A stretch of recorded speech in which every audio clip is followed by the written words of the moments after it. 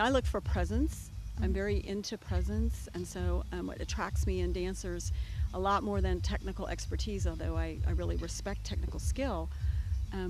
I want presence. I want to feel that the dancer and is connecting with me, has something to tell me, has a story to tell, an emotion to share. And if it's not there, then I'm just not as engaged. I want a story.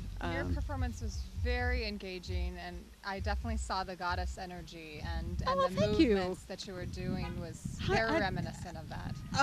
That's amazing, because that was the intent. Yeah. That was the intention. The first piece was the goddess as lover, and the second piece was goddess as giver. And that's amazing that it came through that way. Very much so. My dance sisters knew that, because I had told them about it at dinner last night, but the fact that you didn't know that and got it is just amazing. Yeah, it's very evident. Well, thank you. I've done some dances myself where I'm offering and moving out from the heart, and you even moved almost from the various parts of the body, the chakras, to come up. So those movements were really really incredible, very captivating. Well, thank you. Yeah. Well, thanks. So I've had the opportunity to go to workshops. I've taken some lessons over at Fat Chance, but getting over their schedule and mine go like this. So in ATS is what's drawing you now? No, Fat Chance? I don't know that I can say that.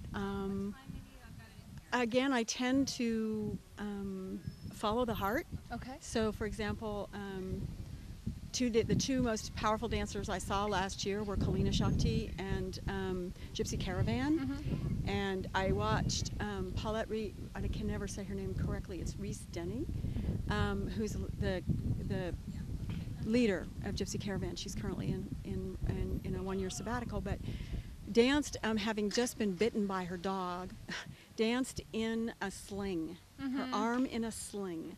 And it didn't matter. She has that kind of, and the group has that kind of presence. And so I go after people who have presence, and then because they almost always teach presence as well as whatever their dance skills are, they teach that presence, how to be really present and how to do that. So for me, it's a lot less about is it ATS or is it tribal or is it Spanish or is it Gypsy or whatever.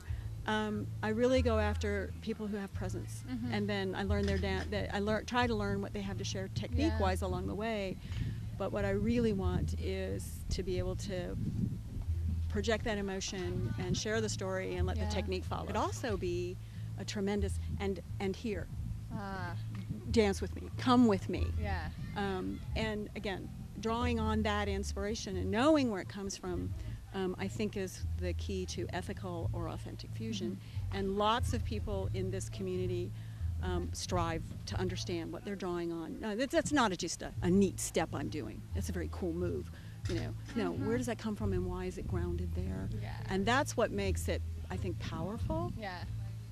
Is because people tend to be deeply engaged. Yes. Even if they're doing some, heavy-duty Gothic, Victorian, 1920s, whatever it is, whatever spin they're putting on it, it's still grounded. Very intentional. It's very intentional. Yeah. And that's what I think makes this community special, is that intentionality.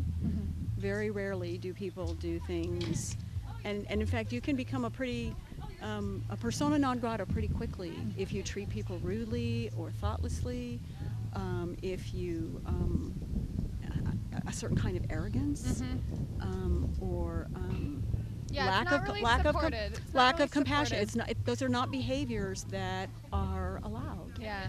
We very quickly. No, that's not how we do things here. Yeah, This is not how we do things. Let me tell you. Let me show you. Yeah. And it's not. It's Katira says we don't put up with drama here. We just don't. Yeah. This is not the place for drama. Yeah. And I've found that to be every group I've worked with, every workshop I've attended. This is about something else. You had mentioned earlier about how in Suheila's classes that earlier dances are not allowed to perform. No, they're not allowed. It's just she'll encourage them to perform after they reach a certain level. I would say it differently. Her philosophy is that she makes the analogy that beginners don't have much they're not ready. Okay. In the same way that, listening, if you've ever been to a piano concert with 5, 6, and 7-year-olds, Sure, it's sure. like, Right.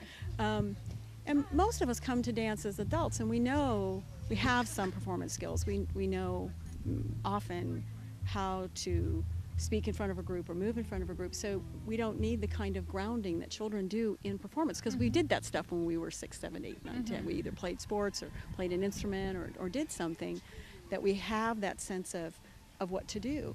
So I didn't feel limited by that. It was just that I wanted a community. I wanted to have dance sisters. I wanted to have people to talk to and share with about the dance, not just simply show up at a lesson and go home. Okay. So, beginning to look elsewhere had not nearly as much to do with whether or not her level 1 dancers perform, but wanting a more grounded sense of community. And very much so among her troupe and in her more senior students, that community exists. But for a level 1 dancer, it wasn't there for me, which is fine. What role does performance play in your life, in your dance life, and also in your understanding of this community? What role does the performance play? I think there are probably people who never perform. I think there are people who perform all the time. I think it's, as a dancer, I think it's important to perform and not just talk. That you have to share what you're doing at some level. You have to be willing to, even if it's in a hofline, in a student setting or family setting where you share what's going on in your heart. Again, a very classic dancer thing is we take who we are out onto the floor. Whether it's in rehearsal or in performance, we take who we are and where we are.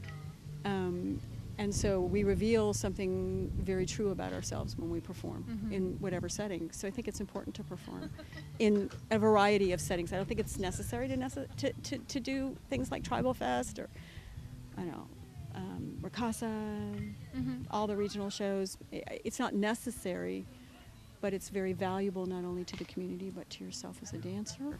So choosing to apply in late January was a commitment to myself, Right. to practice, to get to the gym, to nurture my creativity, to choose music, to keep one space in my life that is deeply and personally mine. I teach, and I love what I do. I love teaching, but that's all about my students. It's a creative venture that manifests for them. This was a place that if I was successful, I would manifest something of myself, truly something of myself, be completely and totally present. And so making that commitment was a gift and a commitment to myself.